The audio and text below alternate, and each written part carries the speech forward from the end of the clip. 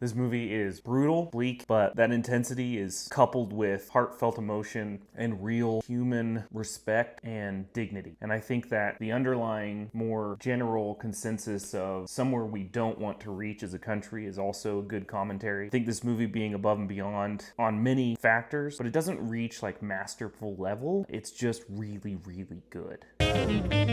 David Johnson is absolutely wonderful in this role, and him being at the end kind of really solidifies what I was thinking the whole film, which was that he's going to be the one that wins and he's going to do the sit down moment and maybe let Garrity do his thing. But I'm not surprised how they decided to end this. I think there's some very real connections to the world this week that put this kind of dystopian future on our minds, right? Like, what are we leading ourselves towards when it comes to some of these negative events? But I also think that a movie like this can be some of that escapism too, right? It can be bleak and interesting towards our overall, culture, and it can also make a commentary on it, right? It can be both things. And there is high craft on it display here. It's definitely one of the best movies you'll see this year that you don't want to watch again, but it's also, it drags a little bit for me in the, end of the second act into the third act kind of thing, even though it's more not really act based, but if that's where,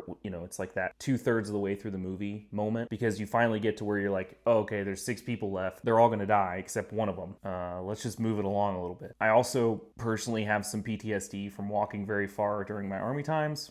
So that was a little bit interesting for me to see how they fail, how their feet go out on them, their brains go out on them, their literal body will shut down. It'll bleed out, it'll, seize up, all of the different little things I think were realistic. I can't imagine walking 300 miles at a 15-minute pace. That is intense. So from just a practical standpoint, this movie is hard. It's just something else. I also think I'll touch on, I think that Francis Lawrence, the director, he's got this way of ending his films that have closure without having closure, and then, interpretive aspects that deal with character development. Because Pete's follow through is no, I'm a good person, I'm not gonna fall into vengeance, right? When he's talking to Garrity. But then kills the major for him. But maybe he was convinced that it was good to have the major gone. Maybe there was a greater good that he was aware of now because of Garrity's influence. But either way, we're left kind of wondering, and we don't know, where the crowd went at the end. Was he imagining his long walk continuing? Was he seeing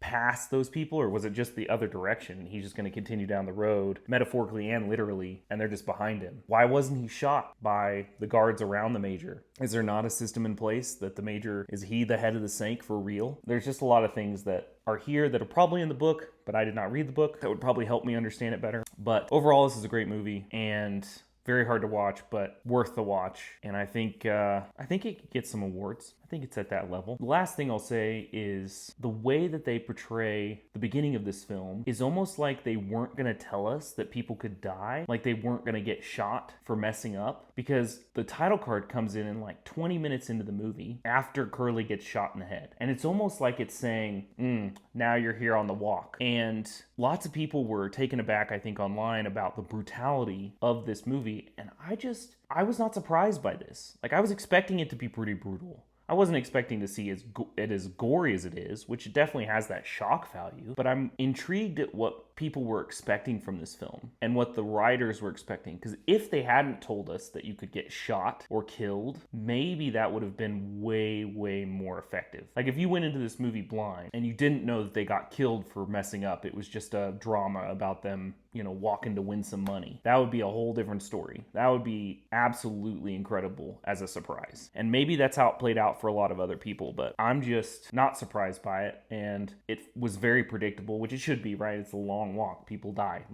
It's very simple plot. So that's not a negative. It's just a factual statement. But I definitely am interested in what most people were expecting. And does that hinder its, overall quality, or does it actually better it? Because of how masterful it was to have a bunch of people walking, and that's interesting. I think the conversations that play out that are a little deeper and a little bit more personal are awesome in this, and worth worth the runtime. So yeah, what do you guys think? You guys think I'm totally off base here? You think it's better? You think it's one of the best of the year? Do you think that I am right about the fact that you shouldn't have been surprised about the killings? I mean, it was in the marketing. Let me know down in the comments. Don't forget to like and subscribe, and thanks for watching.